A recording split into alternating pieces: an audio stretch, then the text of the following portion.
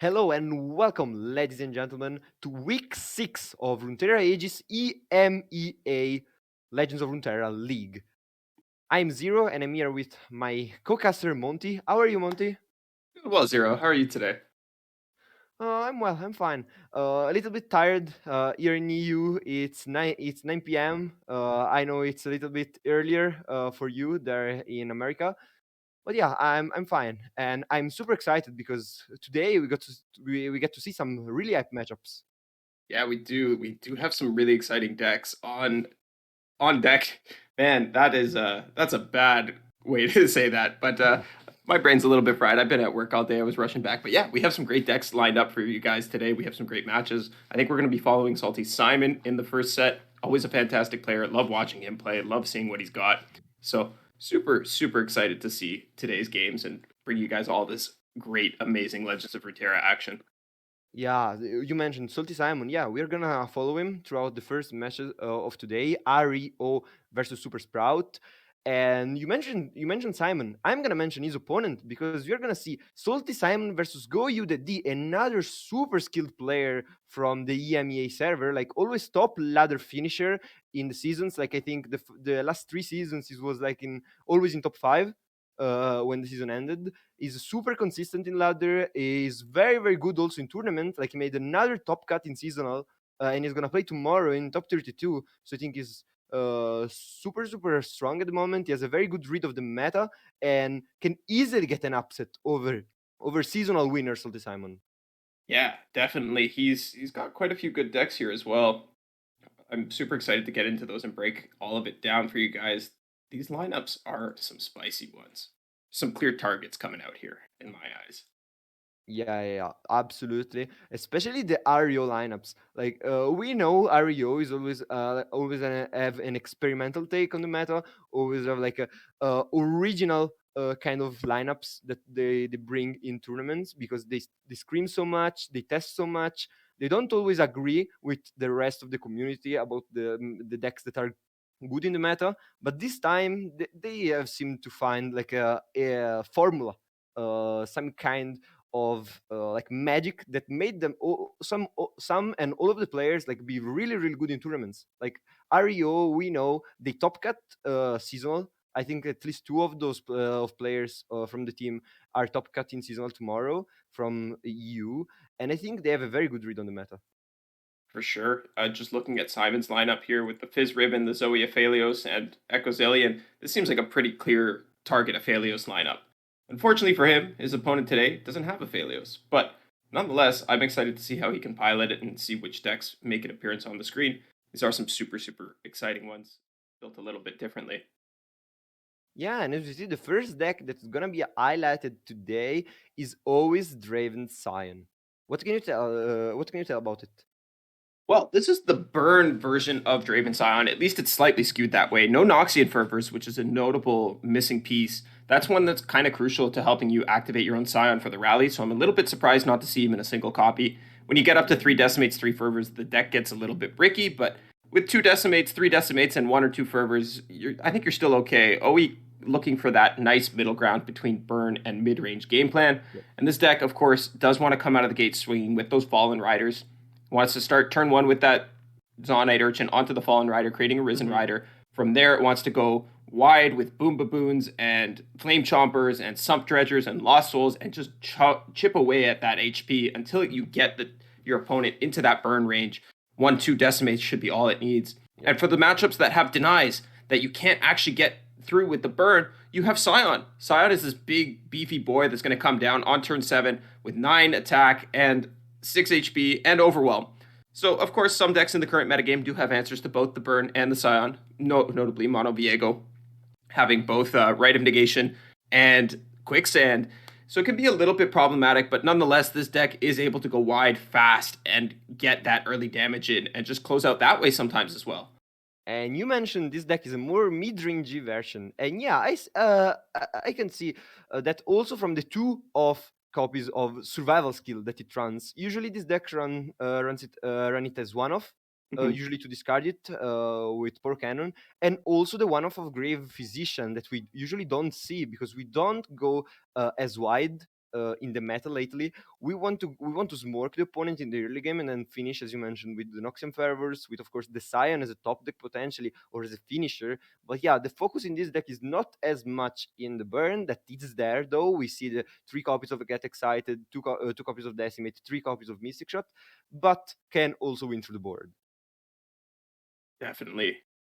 And from the other side, let's see what we've got here. I think it's Salty Simon's Fizz Ribbon deck. This is one that has been popping up and it's been surging in popularity lately as an answer to Aphelios. It's probably the most consistent Aphelios answer I've seen. I think that this is a bit of a glass cannon deck myself. I'm not Yep. super huge on it, but Zero, what are your thoughts on the list? I think like we all know what it is. Yeah, right. It's a OTK list. You just want to put that papercraft dragon either on the Fizz or on the Riven, play Might, some Elixir of Wrath, and just one shot the opponent's Nexus. And as you mentioned, it may be a counter to Aphelios. The one problem that it has against Aphelios, it is that Riven doesn't get Spell Shield. Riven is actually vulnerable to Gravitum. So in that way, it can be a little bit weaker, but usually you just use Riven as a token generator, as like buff generator for your Fizz. Fizz is the true win condition against the opponent's potential removals or stands. And yeah, I don't think too highly of this kind of deck, but for sure it can scam some games. Yeah, it has its place in the metagame right now. And I like that you brought up the might because that's one thing that makes this deck particularly good into stuff like Shurima, as you can get around the quicksand. You can cheat out the overwhelm with the blade fragments first, and then after while you're attacking them with your Riven and your Fizz, if they've been hit with that quicksand, you can just reapply overwhelm with might. And if it's the first buff on your Riven after she's leveled, that's even gonna give her 6 more attack, which is huge numbers. And Yeah, of I course, there want. is that friendship in there as well to provide that spell shield in a pinch. Mhm. Yeah, of course. And once you reach that point, once you reach that break point of insanely high attack plus overwhelm, plus potentially elusive with feeds, plus double attack, you have the Ruined Reckoner to end the game and grant you free attack. The Rune Reckoner, personal favorite card of mine. And with that, I think we're going to wrap the deck screen up and go into this matchup breakdown here. These decks coming out from Simon. We have the Echozillion, the Zoe Aphelios, a Fae package, and the Riven Victor. And then on the other side from Go You Daddy, we have Mono Shurima, sorry, not Mono Shurima, Mono Viego, Scion, and Sivir Akshan. What do you think for bans, Zero? Mm, I think like from the side of Salty Simon, you don't fear as much your opponent's lineup. Like you have ways to shoot through the matchups, but I think Mono Viego is very very scary because as you mentioned, it has the quicksends, it has the denies, it has the potential if it survives the early game to go really really wide on board and to contest you even with atrocity. On the other hand, Action Seer is a very very strong mid-range value list that can win chipping away at the opponent's board. But at the same time, like if you are Salty Simon, you don't fear as much severe action because you have a lot of swarm potential with both, of course, the Zillion Echo that you can revive units over and over again, and Zoe Aphelios. This Zoe Aphelios is just a Fizz Aphelios with Zoe as replacement for the Fizz because you want the Fizz in the Riven deck. Yeah. So you know the swarm potential, you know the value that deck has. I don't think it's like nowhere near close to fearing to worrying about Action Seaver. So here's the thing about Akshan Sivir. I personally don't think it's a very well positioned deck at the moment, but Mm-hmm. I have heard some whispers, I've heard some rumors. People are telling me that it is a pretty good answer to the Fey lists. Why that Mm-hmm. is, I couldn't tell you. I can't piece it together in my brain. It just doesn't make sense to me. But that's what the stats show. That's what really good players are telling me. And notably, Goodaddy here has a right of negation in his list to be able to answer those revives, those gravitums, those whatever spells might come at his important units. I think maybe we see the ban coming out on the Akshan Sivir. It looks like Gouda went ahead and took out the Phalios list, so we'll see I mean, if it this makes throws a sense. wrench. Yeah, it makes sense the ban on the Felicitous. And as I mentioned, the ban for Mono Viego from the top of Salty Simon. Mono Viego, of course, has access to Quicksand, has access to Vengeance, to Deny. It's super, super strong. And yes, as you mentioned, GoDaddy with his Action Seaver has access potentially to Quicksand as well, and one off of Right of Negation. But I think Viego is the most consistent out of them all. Yeah, I gotta agree with you. I think the Viego ban is definitely an appropriate one, but there was a consideration to look at something else as well, and did want to highlight that.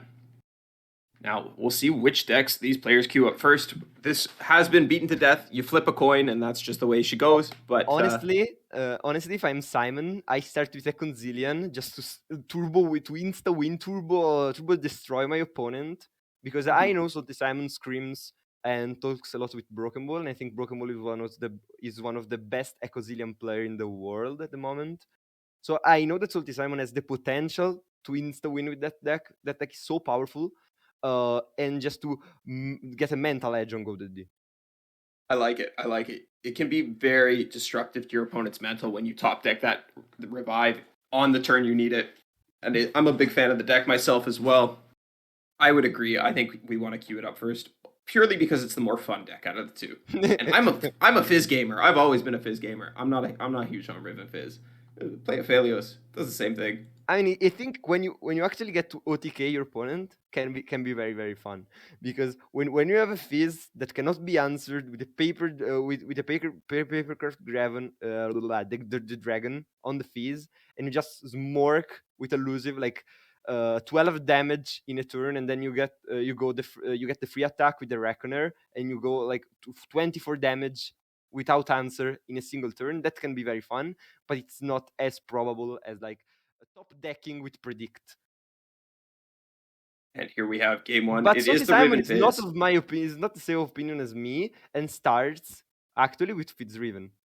And on the other side, GoDaddy has put up the Draven Scion list, and this is a pretty damn good opener from his side. Has that Zonite Urchin directly into the Risen Rider like we talked about. That's exactly what you want to see. And Simon's hand looks kind of bricked. No champions, no spell generation. Well, that changed the moment I said it, of course. But Of course it does. Of course. we already have a match update from the other side of this. Sorry has gone down game one against Sokoi. So Ooh, that that puts Super hurts. Sprout up 1-0 so far. Yeah, already an advantage, and it must have been a very fast matchup to just have ended so quickly for Tukui. GG for him. He's a very, very good player. I know him. I have scrimmed against him, I think, once, and gone against him quite a few times in ladder. I think of him as a very good player. But Salty Simon, as we mentioned, top decks the Riven, which can be super strong in this matchup, especially since we have that Whirling Death potentially, and already two of the fragments in our end. Yeah, Riven is going to have to be the win condition here for the side of Simon. Has not only the Whirling Death, but also the wall up to be able to close out remove a blocker if necessary. And here we did see Simon just go out and play one of these 4-3s. Doesn't need them both. Likely won't use this free attack, but I can think it potentially will. stall. If it has like a quick attack as a fragment, I think there is no reason to not use the free attack. You might want to save the mana is the thing. Probably you're right. Ooh, And and we from get another update from production, and it seems like Owie is up 1-0 against Dayton, so it's 2-0 for the moment for Super Sprout against REO. This is not a good start for REO. So the Simon has to win here. Mario's a bunch of gamers though. They live in comfort under pressure. I'm sure they'll be able to at least pull it back and make it a series. Here we do see the Riven come down from the side of Simon. I would imagine we're just going to see all the blade fragments played out, and then Riven's going to attack in. Yeah, Riven's gonna attack, but there is the risk of Riven being traded if we top deck, for example, some kind of discard. Oh no, because she would level up, and so she wouldn't be traded in any possible way, even with a survival skill, because she would go to 5 health. Uh, Okay, so this Simon just Simon opted into passing. taking it slow, has that second Reckoner, can just afford to play this a little bit slower. Reckoner's going to come out now though, and here we may see a free attack come in for And real. not only free attack, we might actually see the Riven level up plus the blade played on the Riven. Yeah, that's likely what will happen here. I can't imagine too much else going on. The one thing I really wish this Fizz Riven list could find room for is survival skills, but there's just no good burst speed discard in these regions. So it's just No, really not exactly. feasible, unfortunately. But if it was, this list would be absolutely insane. Yeah, and that's the thing, right? Thank God, Bundle City doesn't have very optimal discard tools. Thanks Mhm. God, because if it had, we would be in a very different meta. Let me tell Well, you. I wonder if we're going to see a Whirling Death played out here just to clear down this board and keep a unit safe. I think potentially yes, but I think if we go to 9, I think we're still kind of fine. I guess the mid-range version of Driven Scion that good Eddie runs. Yeah, it looks like Simon agrees with you. Now we'll see if he does commit some of these fragments. Looks like he's going to. As Yes, I of think it's going all in. He's going all in. He says, "Okay, this is the time. I have to level up. I have to level up my Riven now. I have to play potentially now the Blade of Exile to have a very strong open attack on the next round and a very strong attack even this round. And yeah, if you check, this is lethal on the next attack. This is just lethal unfortunately, on the next round. Simon is going to go ahead and lose this Riven to the Get Excited plus Yep. survival skills from the side of GoDaddy. hmm And it's going to spell disaster. We'll need to find a Fizz top deck to even have a chance here. Is he gonna go for the attack though? Like the one thing is he gonna go for the attack or is he gonna wait? Oh, Because next man. turn, yeah, and as you see, next turn he has a ton of buffs. He can put Riven to like infinite Oh, attack Fizz basically, was and he picked up also as gets the well. fizz. There it is. This might actually be the win for Simon. Doesn't really care about losing the Riven so long as she gets that attack in. And if the Fizz comes down as well, we have a secondary threat pushing a little bit of extra damage. I This might think be this is huge. game. Is there any way for GoDaddy to answer this? I don't think so. I think we Can have all the mana we need. This is a ton of attack on the Riven, a ton of attack on the Fizz, and nothing to stop them. Whirling Death plus Get Excited will do it. Whirling less. Yeah, but We have a Whirling Death of our own to counter that, but the survival skills will stop it in its tracks. So I think this one's over for Simon. I don't think he's got yes. much room to maneuver here. GoDaddy can Mm, even play out the Zonite Urchin to dig for something else. Maybe just wants another burn spell to try and go after the Riven that way. And again, it just really wish that this list could find a way to play a survival that, skills, but unfortunately, it's does not Whirling possible. Death. Wait.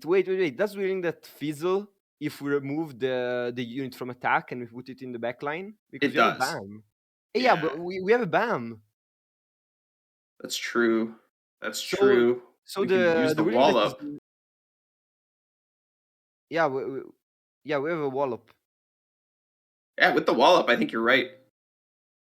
Oh, but this isn't enough damage. Ooh, this is one off. This is one off. And I think if you're go the D, you just let it slide. There are pokey sticks in this list, so maybe a little bit worried about that. Also, trinket trades can Wait. find you some stuff like poison darts. There's some options here. Oh, reconsidering. If you let Yeah. it through and play Scion, are you at risk of losing? Debating. Okay. Yeah, I think you have to bait. I think you have to accept and go down to 3 and let Salty Simon do the trick. And Simon must be feeling a lot of pressure here. I know when I'm in these spots, it's so tempting to go after the kill. And wisely decides to just hit okay, keep his tools up, lets him survive a Scion turn maybe. Yeah, But the with the problem is Farron alongside it, it's going to get very sketchy. yeah, and also do you know what the problem is? We already played 2 of the Reckoners. We Mhm. only have 1 in our deck, 1 chance at a free attack. And we find a way to find lethal anyways. Trinket trade into Hmm? Pokey Stick, into Pokey Stick, into Pokey Stick. I'll do it. I mean, do you really believe in that kind of lethal? I do. I do. You got to believe if you want it to happen, Zero. If you don't believe, then it's never going to happen for you. But if you believe, there's always a But chance. he doesn't play the Scion now. He's not playing the Scion. Oh, man. So he's not gonna have the strongest of attacks with both Sion and Firen on the next attack turn. This is gonna slow him down quite a bit. I guess maybe the Scion wasn't quite leveled yet. That's Could be true. What you the level him? I think you level him with this with Firen on the following turn. And I yeah, don't and think you. instead just gonna go wide here and set up some flame chompers. Send that damage to phase. Can't Simon survive now? So let's say we play the Farron out. The sentry comes down now. Yeah, this makes sense. We're just trying to go as wide as possible. Mhm. I think we have to develop the 5-2. Yes, Mm-hmm. as we see. Yeah, We we have just need a blocker, blocker. so we're gonna go down to 4. I think you can accept to go down to 4 for Simon. We And would be then, under decimate, but it's not much we can do. yeah, sometimes you just have to accept to lose to some things. And you are going to get one action before the. Ooh, Mystic Shot top deck! Oh boy. Not That quite might enough. change things. But it might change things for the top deck yet again. Ooh, yeah. Now, Simon needs to keep all his mana available here, needs to be able to use both the Whirling Death and the Wallop just in case to keep his HP high. Yeah. Ooh. Salty Simon, on the other end, could decide to play an Octopus if he gets the chance. To just have one more blocker, one more chance at stopping the opponent's attack. It's a consideration to be sure. It does leave you out of good burst speed answers to protect your Fizz, though, and Fizz has got to be like the main win condition at this point. We'll see if he decides to go for it. And it looks like he is going to take the look. Ooh, what is he gonna go for? A Little Wrath to end the game potentially. The Octopus to block, and that's gonna be his choice. Man. You have to win in open next round. If you don't win in open, it's GG. Yep. If we had one more mana, the Harpoon looked really good there. It gives you pokey stick outs as well, but it does tap you out of both the Whirling and the Wallop. I think we use the Whirling first, right? To play around opponent's Whirling. We know it's main deck, so we want to play around it at least a little bit. Yep. And we know that we can make it fizzle. The opponent's one, I mean. We block with the fizz. I think you have to at this point with the Otter as well, and removing this 8/3. You do have with the Otter and the Might in hand. With the Otter on board and the Might in hand, you have an answer if they find a way to kill your Riven. Yes. You have the Wallop. Yeah, yeah. Might plus Wallop plus Octopus is just GG. So you have to play like this. We're gonna see that the other Whirling that played, and we can see. Can we answer it? Yes, we can. Wallop comes out. Now Simon is losing that Fizz, but decided that he may need multiple actions on the following turn. Ooh, and there is no way to. Is there a way to answer this? Is there a way for Goyodadi to actually not lose from open? Don't think so. Don't think so. 4 cost. Mystic Shot. This is gonna be why did lethal. we recommit? What if there was another Whirling Death? And we're just 1 off. We're 1 off. What if there was another Whirling Death there? Yeah, what if? But there is no other Whirling Death. There is no other Mystic Shot. Wait, the Get Excited was picked up off the top. Oh no. Yeah. Tragedy. Wait!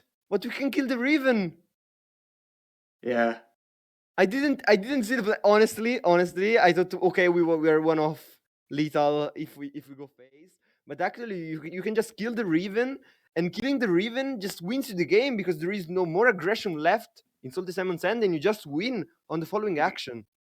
GG. That's very well played. That could have gone a little better for Simon. He could have found his units a little bit earlier. If he had Riven on turn 3, he then clocks his opponent 1 turn sooner. Instead, he had to wait till turn 5 to actually get that last blade fragment. Wasn't able to set it up. Was forced into using the 4/3 Reckoners on defense, not being able to make use of the attack. Didn't have a Fizz to go for elusive damage.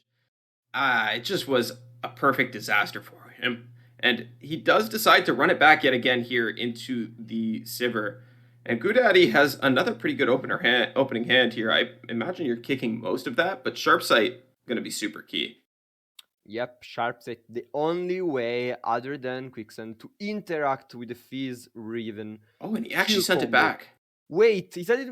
Wait, he mulliganed away the Petricite? Oh, no, okay. I wasn't seeing the Petricite in hand. I was like, what? Oh, no, he did toss it. That was another one off the top. Ooh. Wow, that was an interesting mulligan decision from the side of GoDaddy. I would love to pick his brain about that one because I can't rationalize it. Yeah, it's not something you see quite often. Kicking the Sharp Sight, okay, maybe. We don't have anything we really want to protect, but we do want to be able to prevent these elusive lethals, right? So, I don't know. Sharp Sight comes back too. Guess he's just a gamer. Never punished. Hashtag never punished.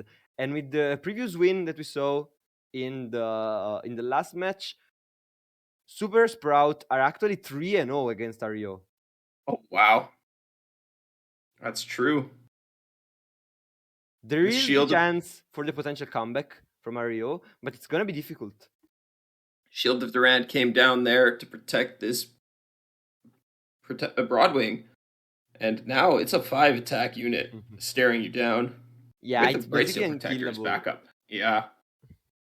But Simon has found that Papercraft Dragon and can use Wallop to protect his Fizz. Could also just let it go, play another one. Has some options here. I think if you're Simon, you're in a pretty decent spot. I think now you might let Fizz die actually, and you play the second one. I'm not like the biggest fan of saving the Fizz from this kind of attacks, because then you might want to get value from like walloping, for example, a Vekaran Bruiser that you know it's gonna be in the opponent's hand, but instead it's just gonna opt for the safer play, and it's not gonna be punished by Cataclysm either. So yeah, it's pretty fine. You get a Fizz, you have a potential rally, which can always come in clutch. Yeah, Fizz Rally might come up very, very big this game. I think that's got to be his reasoning behind going for it, especially with the free attack. You can pull it back if it goes wrong, save your unit, just attack again, do some funny stuff that way. Yeah, but attack with a wider board. Whoa, this is actually gonna be a Fizz traded down. Yep. There is nothing that can be done about that first Fizz traded down, a giant value loss, a giant tempo loss from the side of Salty Simon, also losing a 5-mana unit and getting it back in hand, but it's a very big tempo swing from the side of GoDaddy. Yeah, now GoDaddy has a very big open attack here. Yes, Simon can develop something because he does have that Conchologist and the Rune Weaver, but it's not looking good for him in this position. Yeah, and even if you develop something, it's gonna be traded immediately by the the Petricite Broadwing. The Brazil, it has no mercy. Like GoDaddy just pushing casually 11 damage on the opponent's Nexus.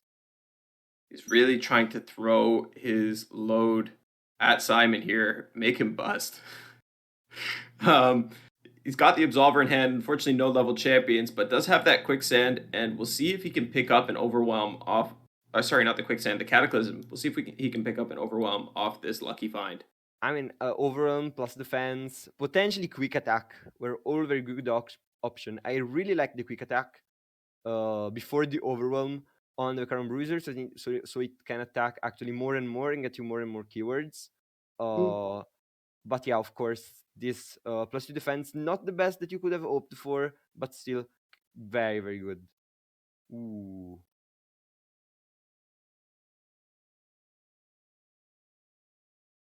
Okay, now we can quicksand it. Yep. Now we're losing another Fizz. And GG Salty Simon. Wow. Just super, super fast 2-0 from GoDaddy. Salty Simon decided to queue in both games the OTK Fizz Riven deck. We said he had a very advantaged matchups with the Zillion Echo, decided to not play it and just lost in a moment.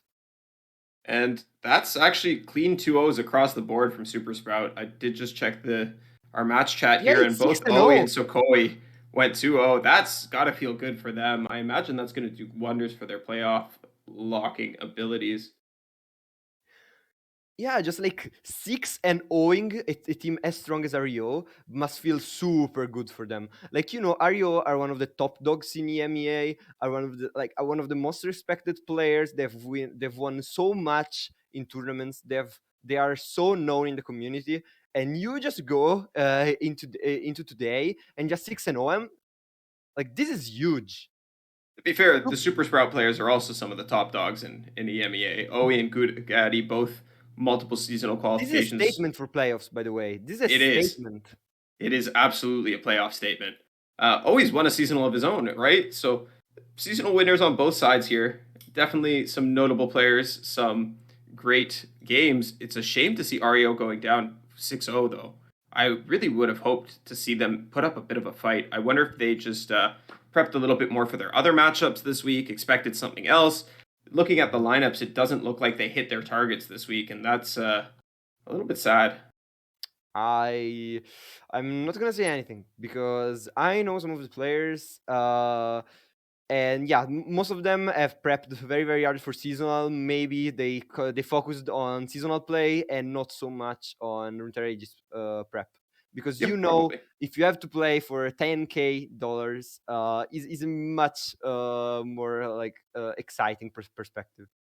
Yeah, for sure. And just looking at these lineups, like I was saying earlier, Simon's lineup is clearly meant to target Aphelios. Dalton's lineup pretty clearly meant to target Aphelios. Sari's lineup maybe not meant to directly target Aphelios, but has a good chance playing into it.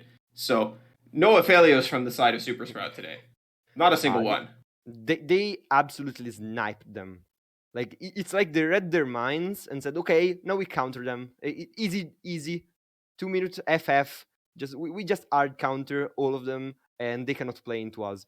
And so it was. I expected at least Zilean Echo to be played by Simon, but it wasn't, and so it was just 2-0. I think it might have been actually 2-1 series, just one game more if he started with the other deck. Yeah. I and game matches do matter, right? So I think I would have at least queued up the Echo Zillion, given it a shot, but what can you do? I mean, those are the decisions. I think I'm absolutely sure that Salty Simon thought he was gonna win. Like he always tries to win. He's a tryhard player, you know.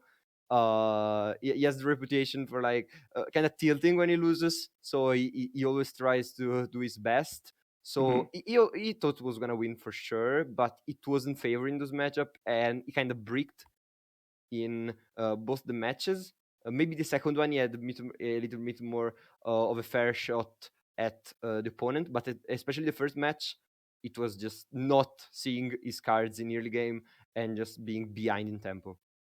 That first game really was a tragedy for the side assignment. Didn't find the cards he needed, and then, like you said, maybe mental a little bit boomed and couldn't recover it in time for I game two. said the mental was gonna boom on the other side, and Oh yes, yeah, GoDaddy flipped completely my prediction. yeah, he did. Yeah, he certainly did. Oh, that was a set though. It was really exciting games nonetheless. It was a pleasure to watch. It is always exciting to see those big power turns come out of Ribbon Fizz, even if they can't succeed at the end of the day. And GoDaddy piloted his deck so well, so cleanly. Really put on a bit of a clinic.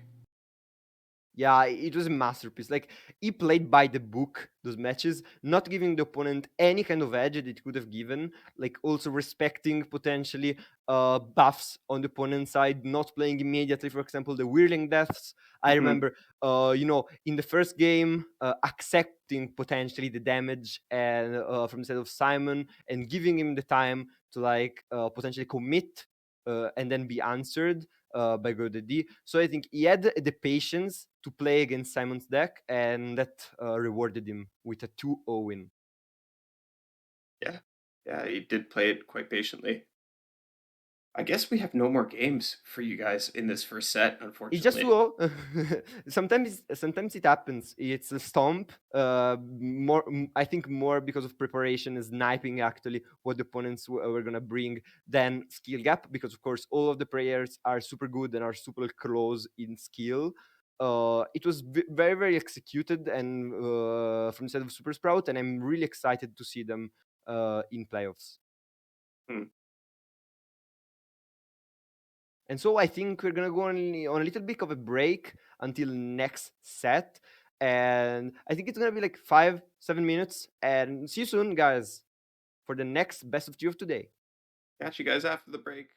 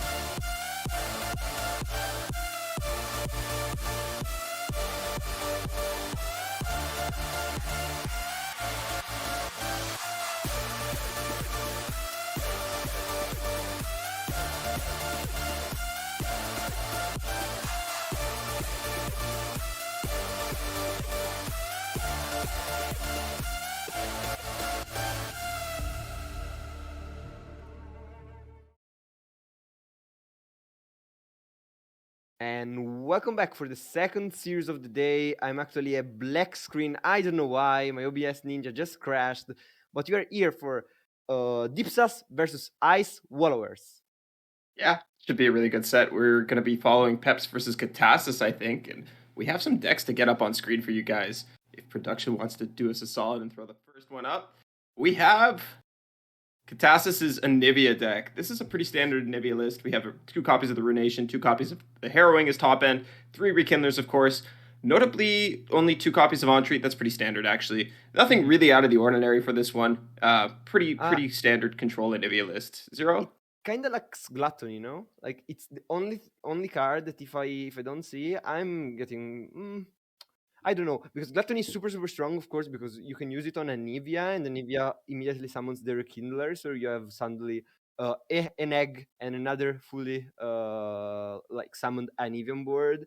It didn't opt to play it, probably going for some more defensive tools. We see a lot of defensive and control spells, of course, because we know Katas as maybe one of the best players of this deck in the world. For sure. And yeah, I mean, he is a counter player. He always has been, and always been also vocal about his 8 for the Masia and that kind of things, because it countered all the control tools like Withering Whale all too easily. But now he started playing this deck again, and the double copy of Ruination kind of scares me. Yeah, about the Gluttony, that is most commonly teched in when there's a lot of Obliterates in the meta, when Targon's really popular, because it can answer those and guarantee that you're able to kill off your Anivia. Outside of that, it's run as a one-of sometimes here and there, but only when there's a lot of removal and a lot of ways to keep your Anivia from actually entering that graveyard. But from the other side of this matchup, I believe we have an Echo Zillion deck, which I'm excited to take a look at. And it's Pyrox's Echo Zillion list. This is a pretty standard one. Nothing really out of the ordinary here. Third Quicksand is in there over the Mystic Shot that some people are on. 3 Station Archivists, super critical to this archetype, being able to help you search for your predicts, being able to help you search for your rallies. This is very standard. Yeah, as you mentioned, Station Archivist, super strong because it helps you search for the Chrono Break, get the rally. Of course, I've seen some very good combos with the Chrono Break plus Zillion leveled up, so you can rally 3 times potentially in 2 turns. You can attack up to 4 times between your turn and the opponent's attack turn, and at that point it's just GG. I think this is one of the best decks in the BO3 format at the moment, because it has very little bad matchups, can usually ban at least one of them. It's very difficult for the opponents to build a lineup against Echo Zillion, because one of the, like, it has like 2 bad matchups in the meta, which are like Sandisk and Pantheon Yumi, but Sandisk is not so much a deck anymore in BO3, and Pantheon Yumi you can just ban off. So I think this is one of the strongest deck that we have seen today. Yeah, I have to agree with you. I'm a huge Echo Zillion fan, and I hope we get to see some of it on screen today. Always love seeing the deck able to pop off. And as we mentioned, thank you also for Runeterra AR for giving us the deck loading screen in this matchup. You can see all the mana curve in the deck, all the rarity of the cards. You can calculate also how many shards it would need for you to build this deck. And I have a suggestion for you: build it now and abuse it now until it will be probably potentially nerfed when the next expansion comes out. Yeah, I gotta agree with that statement as well. Let's maybe get into these matchup breakdowns if we can.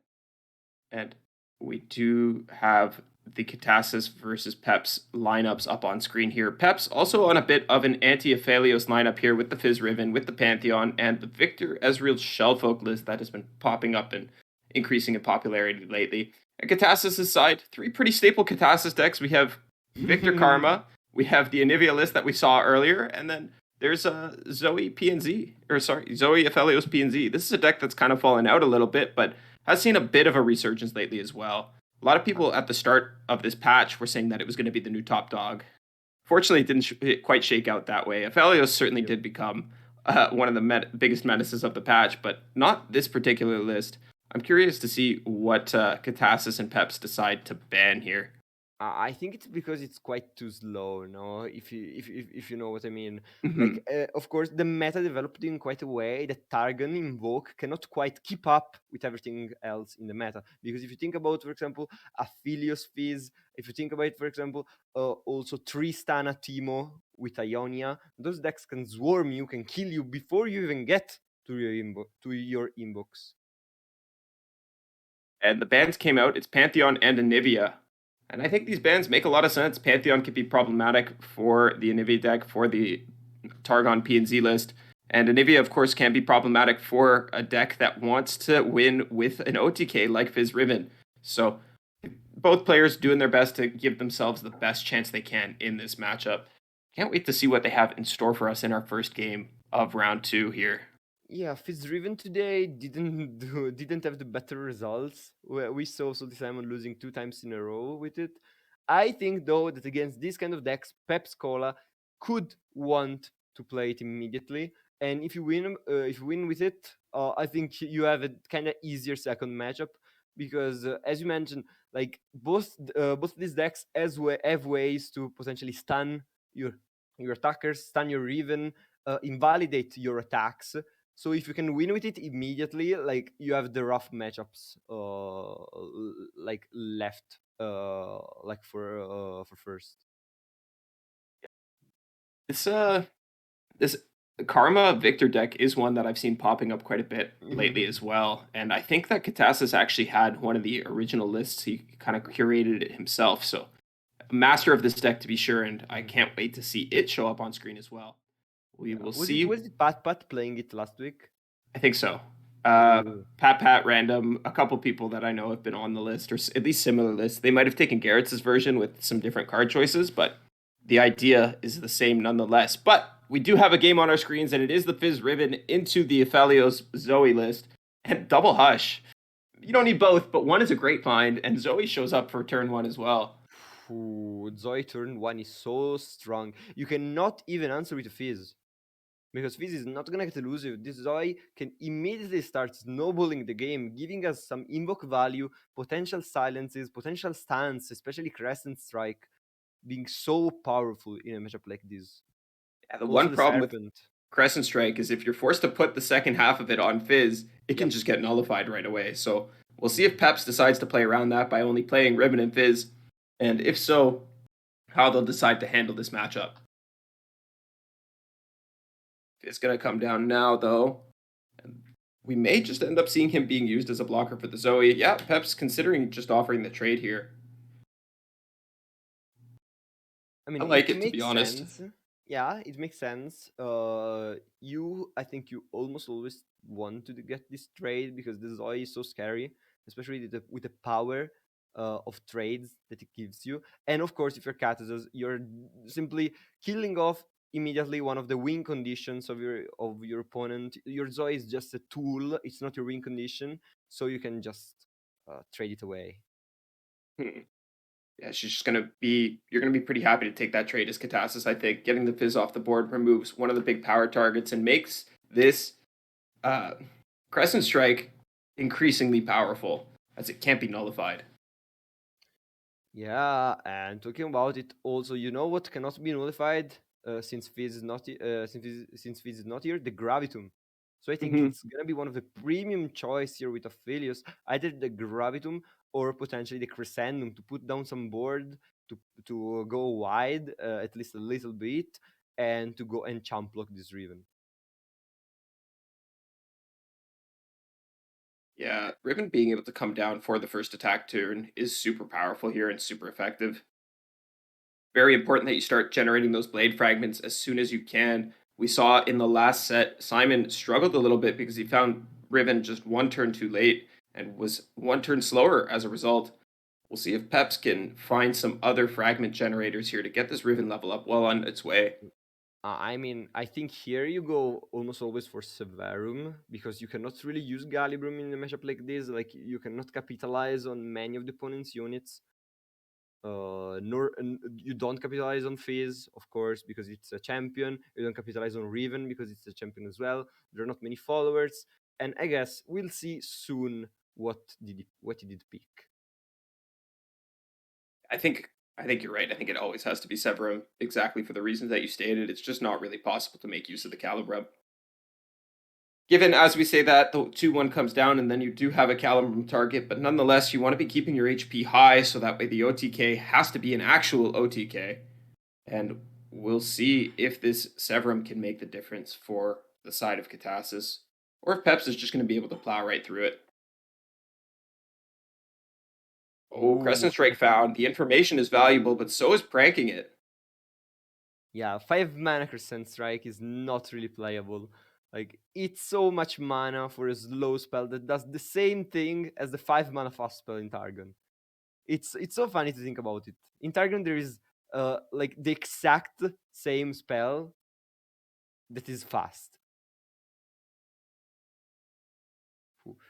But on the other hand, we want to heal up immediately for 3. There is nothing that can block us potentially on the opponent's side, but suddenly, as I mentioned it, immediately the Papercraft Dragon comes down on the Riven, and next turn could be easily lethal again. Potential lethal from side of Pepscola, at least declared. Then it's of course gonna be blocked, but it's It not gonna be super easy. it really depends what that blade fragment that we got is. If we have the overwhelm blade fragment, things are looking really, really good for the side of Peps. Because if the hush comes out, you can go over it with the might, and then you're still happy. If it's a different fragment, then things are looking a little bit more poorly. Mm-hmm.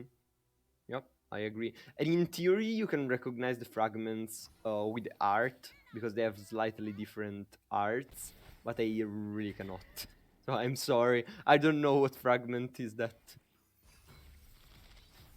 Yeah, it's hard to say. Now, second Crescent Strike was picked up as well, so Okay, but Peps on the might other not. hand, yeah, second get excited top deck though for Catazal, so we can actually kill the Riven. Yeah, lots of options here to deal with this threat. Looks like there was no overwhelm fragment found just yet. Pep's going to opt to take this open attack anyways, just to be able to push whatever damage they can, maybe clear off a blocker. I mean, Reconsidering now, does have the option to go for a blade with that Runeweaver pickup and likes the look of it. yeah, because he knows about the Crescent Strike, but he doesn't know about the second one. The second one might be actually the really strong Celestial spell invoked that can turn the game. Because if Pepscola commits too much into this Riven next attack turn before attacking, maybe doing a slow action, that can be punished super heavily.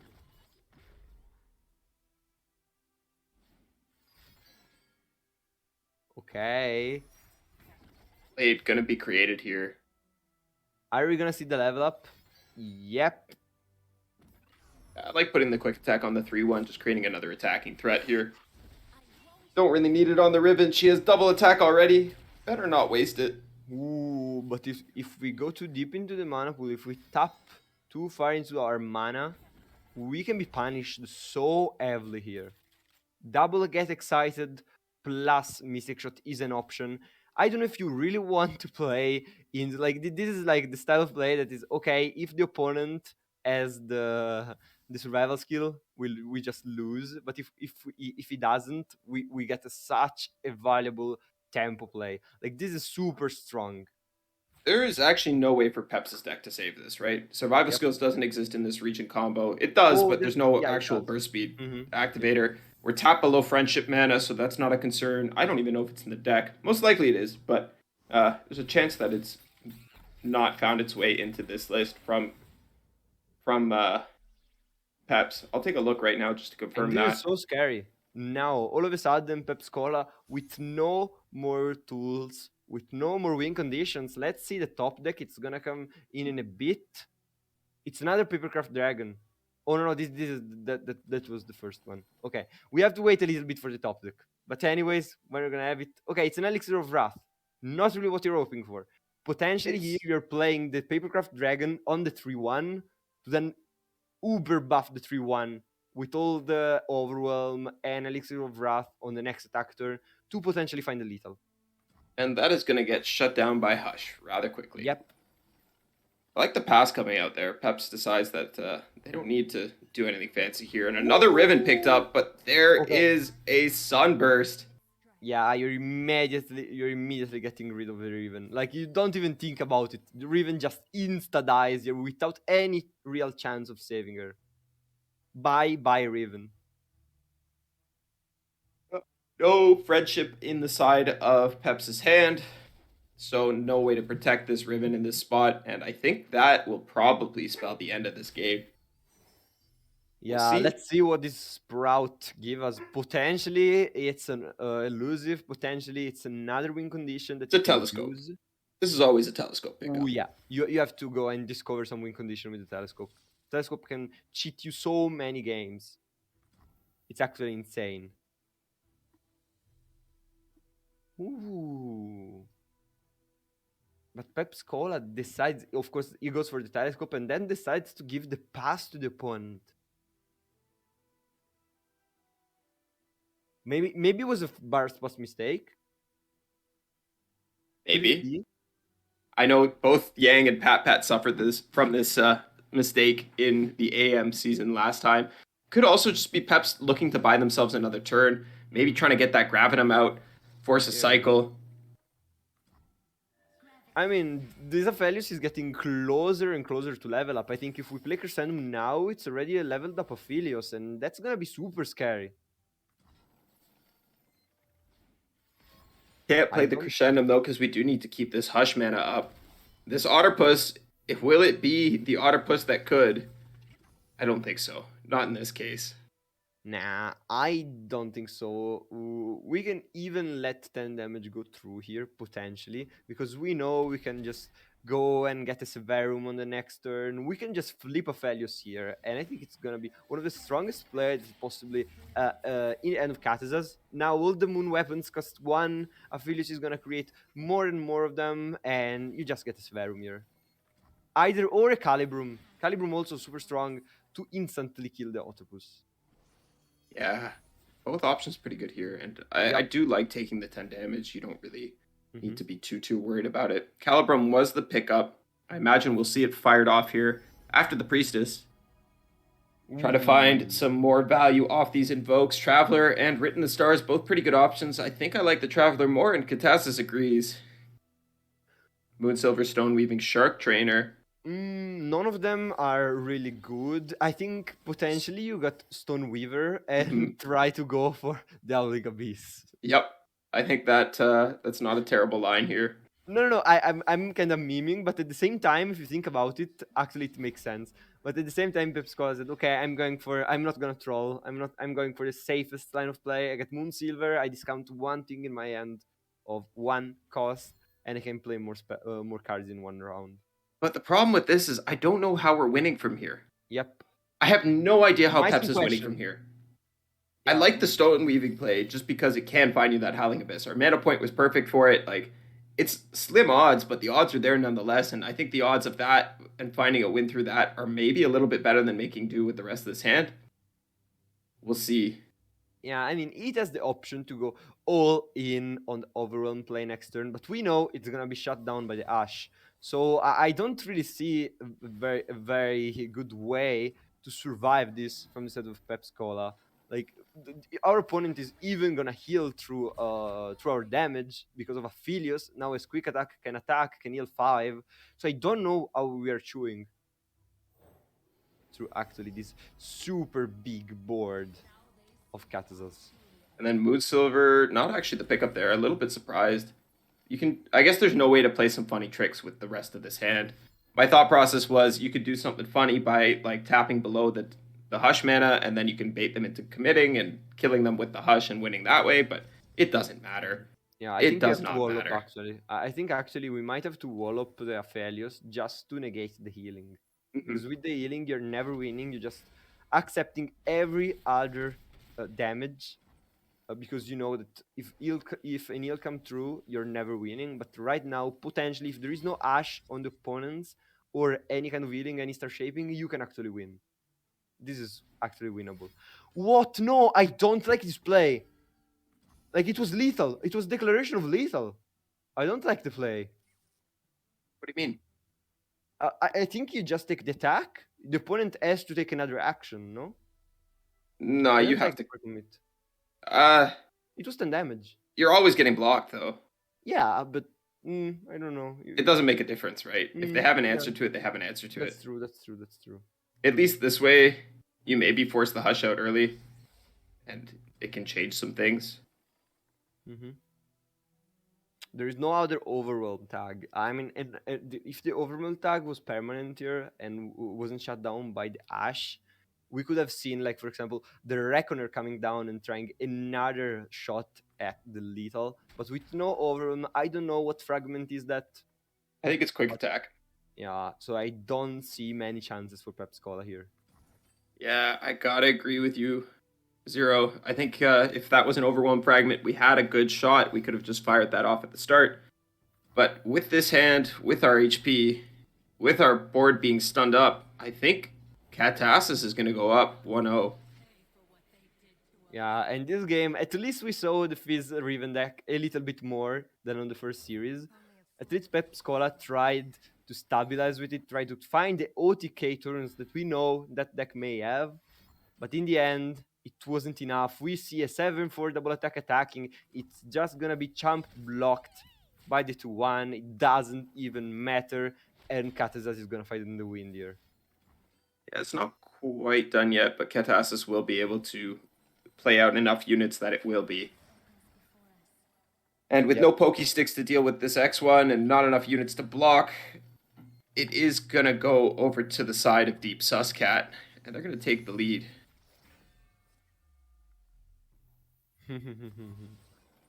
I wonder why did they call themselves Deep Saskat. I understand Cat and Sas because Cat is Sas, but why Deep? That's the question. I don't know. I don't have an answer for you on that one, my friend. Because we are deep in the rabbit hole. I guess so. I'm telling you. That's probably the most likely thing that you could come up with. Still, I really liked how Casas played the matchup. Like, it's not super easy if you are on the invoke list because you are kind of always afraid the opponent might out tempo you because you are taking your time to build your lead, to put your failures down, to get your guns, to get your stuns, which are all at slow speed. But when you get that advantage, when you get that board presence, the opponent you're not letting go, and the opponent is not getting the advantage. yeah. And Peps takes a page out of Simon's book and decides to run it back on the Fizz Ribbon. This matchup should be a little bit better for him. Maybe you can play through the Fizz a little bit more. We do have that second Fizz. This opening hand certainly looks promising, if nothing else. Yep, immediately is champions. Fizz plus Riven, we mentioned. Simon kind of bricked in his games. He didn't have immediately champions, but here we see the opposite. We have both of them. We have 3 feeds in the opening end, actually, plus top deck. And so I think if we are Pep Scola, we have all we need to get the OTK turn soon enough. But on the other hand, a Victor is gonna come through immediately, getting stacks on stacks on stacks, keywords on keywords, potentially getting a way for Katazas out of this game. Like, this was a very scary development from instead of Pep Scola. Immediately, Fitz plus Reeve, and now also the Yordle Squire to buff potentially the attack of the Fizz without an answer because we don't have elusive blockers aside from the Poros. But yeah, this Victor can be super strong here, though. Regen is actually a really good keyword in this matchup because you can take blocks with Victor and not be too afraid of him dying. And especially with Twin Disciplines as backup, you're probably feeling pretty comfortable as Catassus in this position. Yeah, you're even attacking with your Victor because you don't really care. Even if your opponent uses a Might to potentially trade your Victor, not only your Victor is gonna stay alive, but it's gonna heal completely on the next turn. And this is gonna be the punish. This is such an hard punish if Pep Scola decides to go through with the play. Yeah, the Pokestick gonna come up huge here, but You're Ooh. also losing your Riven, Yep. and you kind of need her to generate the fragments. I don't know that I can agree with this line. Mm-hmm. You are I don't know. scared of the Taking Victor. the victor off the field is like really important, but losing your Riven is like really painful. It's really, really painful. You don't have any double attack to put onto this Fizz. You don't have any over. Well, you have the might, I guess, but Yep. But it's not as useful without double attack, you might say. hmm. And in the meantime, yes, you might have gotten our Victor, but we have our ballistic bot in play, and we can play the second one and start to getting them both buffed. But instead, Actually, Katizas just decides, I'm gonna play Karma, I'm gonna get every single round more value, more spells. We're gonna go to turn 10, and then I'm gonna insta-win the game. yeah, Karma not at risk of dying at all in this deck. So it makes a lot of sense just to play her down and start getting some value. That's a funny card. Not one you want No, to see, that's but a bad spell. make some good discard fodder. Yep, I absolutely agree. Like that get excited. We already know what's gonna power it. And here we see a couple good Fey options, but none that you want to be finding just yet. You I really think you do might go for need the that quick double quill. attack. Oh, you might go for the quick quill just so you give your 2-1 some or your feeds some more tools to attack and not get traded, even if feeds may like not get all the rounds elusive because you don't have as many fast bar speed spells in hand. You only have might, but might you really want to commit might when the opponent when you have your papercraft dragon on the fizz.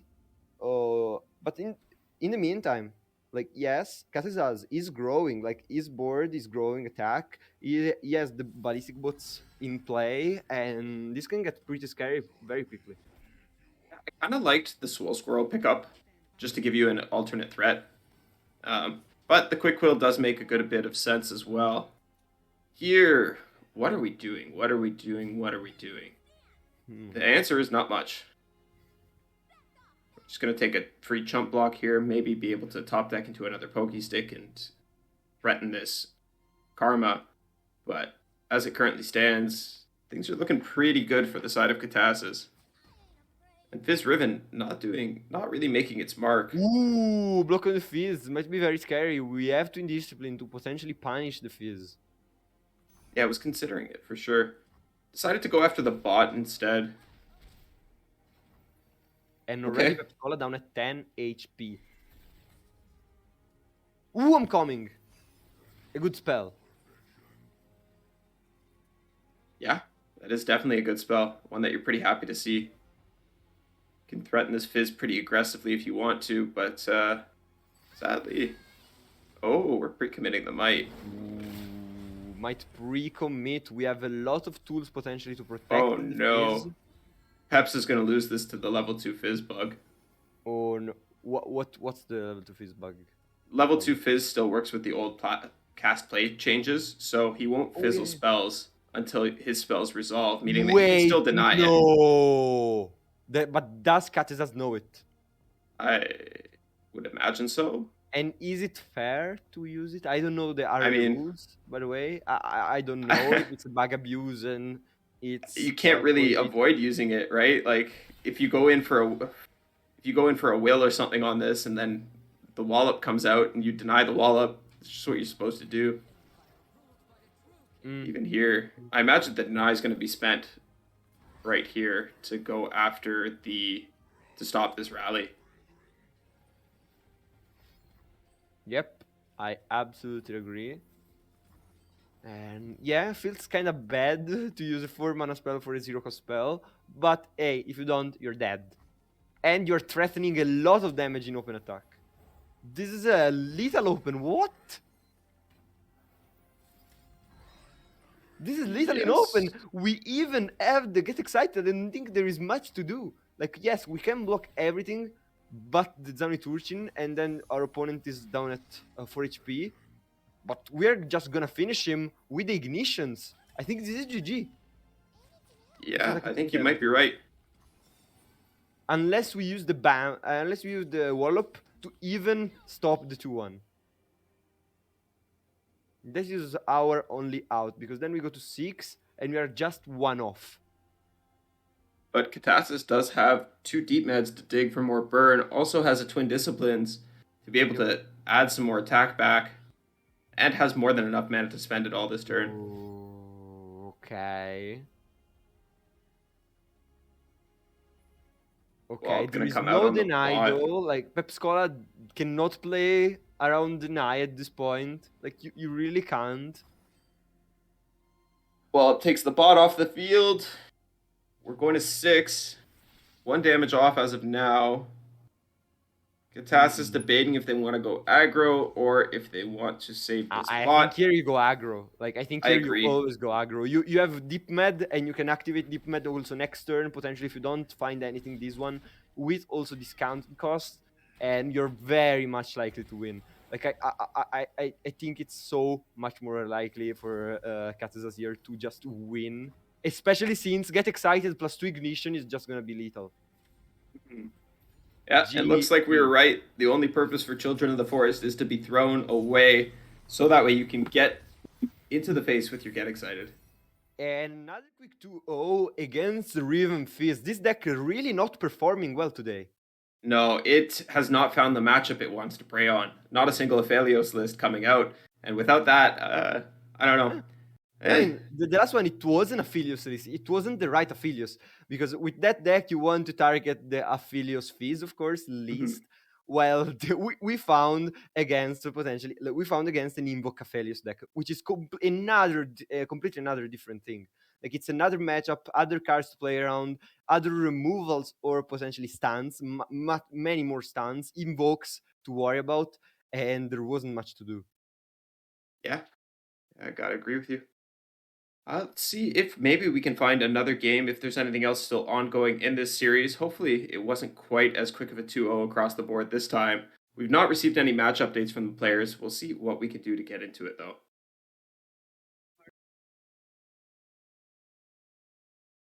All right, looks like we are going to try and get into Pyrox versus Extasio. Maybe we'll get to see some of that Echo Zillion we're both so fond of Or up on the maybe screen. from the side of Extasio, we are gonna see the Timo Tristana decklist. Ooh, I wanna check. I wanna check.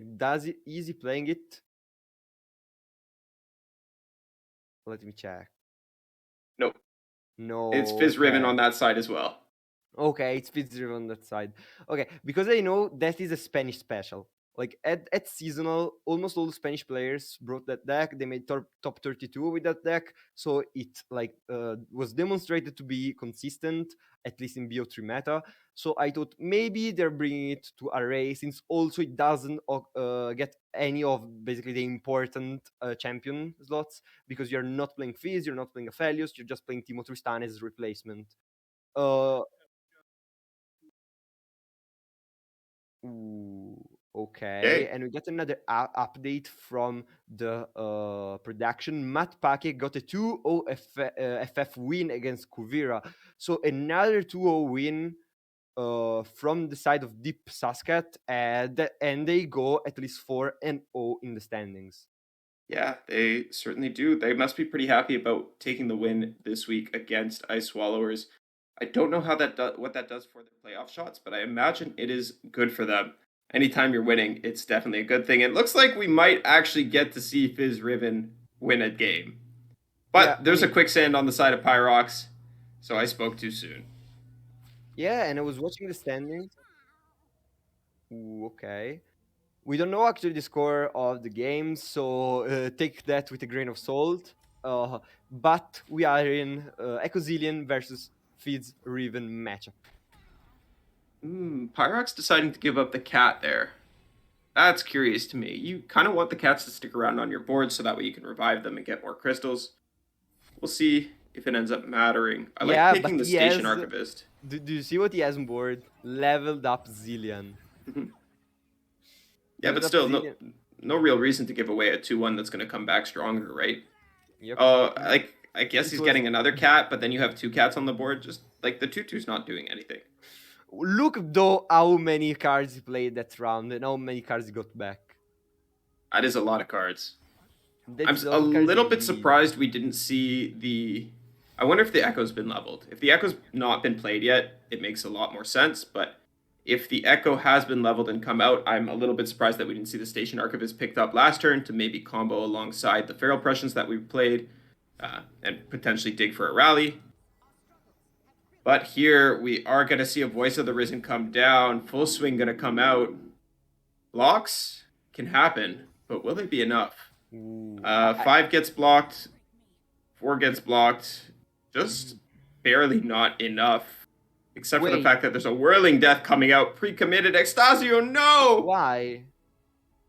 You could wait. Why don't you just?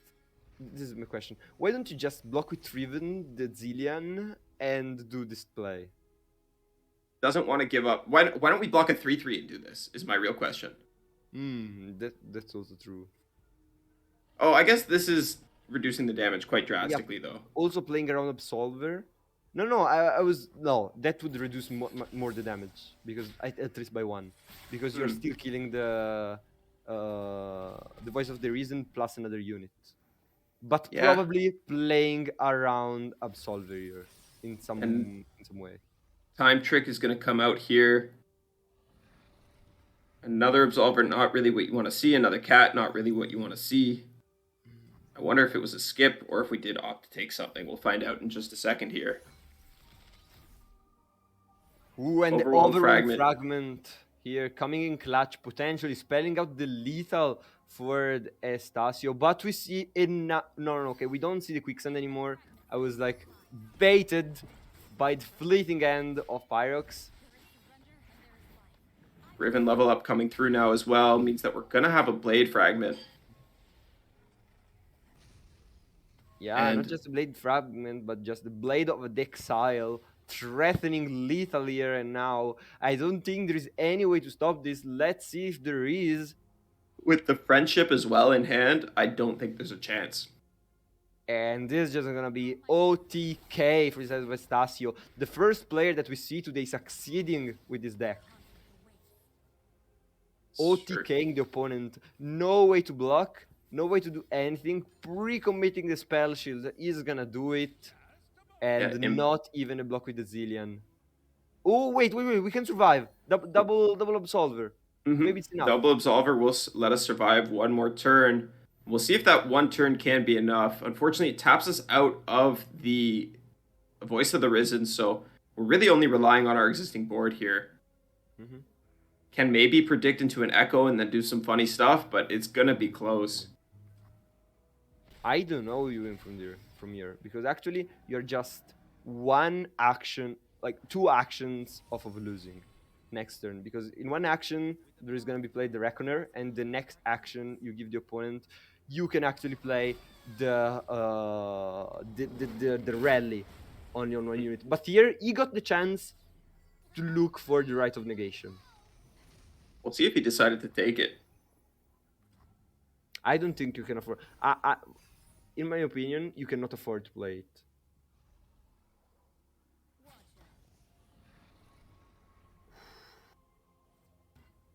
What if you open Crystal? Ooh, that can be a play, I guess. Ooh, but we top deck another cat, it was a skip. I don't know what the options are here. Wait, Riven blocking. Can die. Riven can die. Riven shouldn't block. Yeah, you can't block. But is it lethal with Absolver? You forced into the block, I guess. I guess it's Absolver plus. You know the opponent has an exit crystal. It was lethal with Absolver. You actually that was a top deck crystal. I don't think he knows. Ooh, we don't see the eyes on the card. You have to kill Riven here, always, all the time. Don't you just kill them? Put them both on the cat. Wait, that's 6. Is it lethal? Yeah. Yeah, it's lethal, so it's GG. Wait, Riven feeds not even winning here. Wow. In the super favorable line of play, he had everything he needed.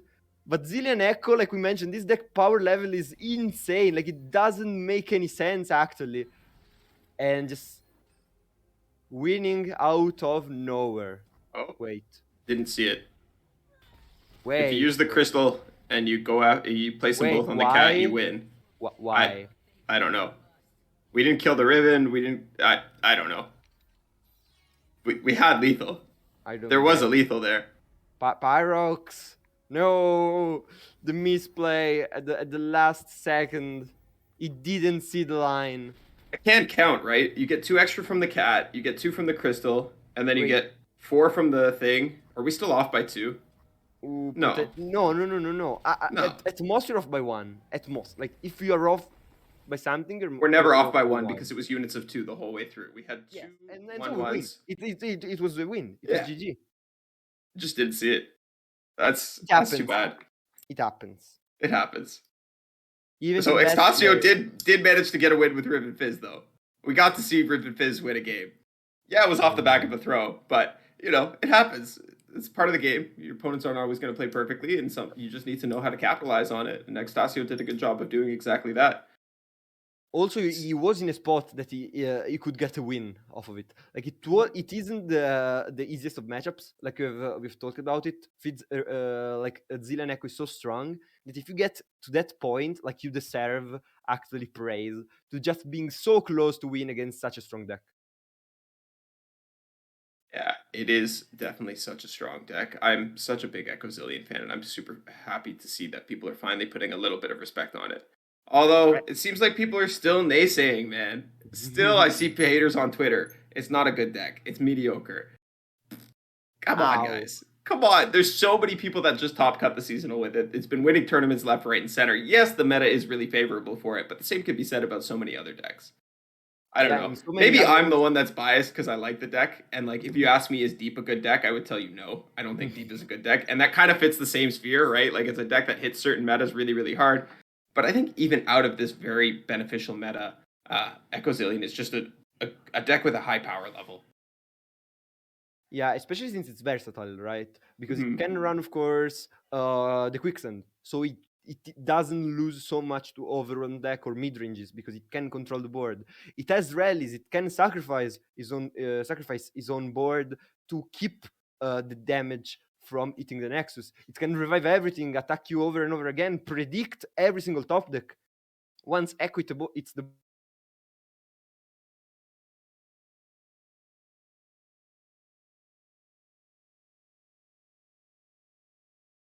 Will board. be the last That game deck is in the so series powerful, for us especially because there. it has all the We'll answers. give it another second or two to see if there's a third, but that we did just receive production confirmation that it was. Yep. So Estasio winning actually a game 2-1, winning the series against Pyrox.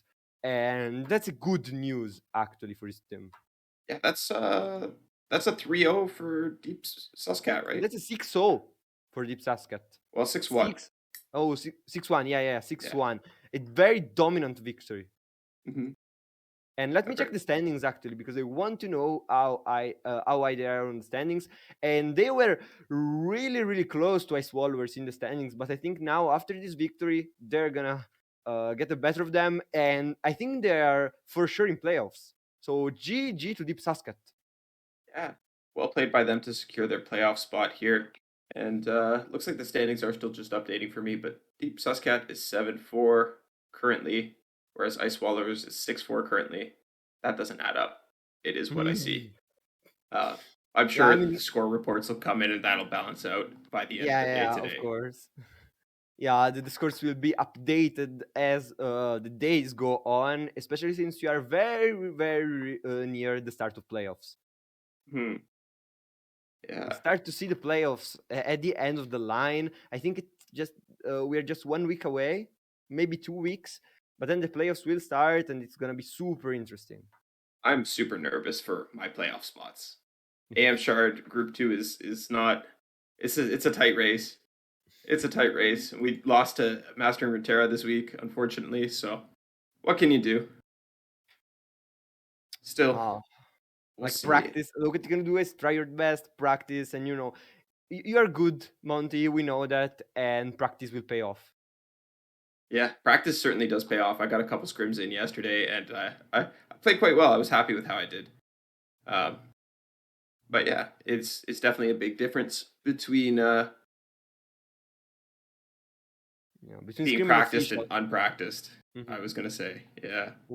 Also, I think between scrims and officials, like it's the same thing like with league. That when you're playing scrims, like you're much more relieved. You don't feel the pressure, and when you're playing in official, like in a tournament, especially in a team tournament, where you know that your performance is gonna affect others, I think it can put a toll on you. I don't know It's from your experience. Maybe you can tell me. You certainly know better. Yeah, no, I agree. I think that scrims being in a more relaxed practice environment and having your teammates behind you to be able to talk through things and like, what do I do here? What do I do there? It definitely makes scrims a lot easier uh to work out at the right lines and a lot less pressured, like you said. And sometimes, especially in these high pressure games or these matches that matter for your playoff spots, pressure can get the best of you, especially me. I definitely am prone to buckling under pressure. But that being said, I think this is all we have today for the 6th week of EMEA Runeterra Aegis League. Thank you for having followed us. Do you want to say anything else, Monty? Oh, just thank you to everybody who tuned in today. It was a great show that we put on. I thank you for co-casting with me, Zero, and thank you for taking care of the host duties. I'm settling into weekend mode a little bit early today, and I appreciate the relief and the support from your side as well. And of course, thank you to Aegis League for putting on such a fantastic competitive scene for us. And thank you once again to AR Runeterra AR for giving us those graphics that we use to break down all the decks for you guys at the start of every match. So yeah, we will be back next Thursday and Friday with the AM and the EMEA leagues, respectively. We hope to see you guys there. And thank you for coming out and supporting and participating in the league. See you next week. Bye, Bye. guys.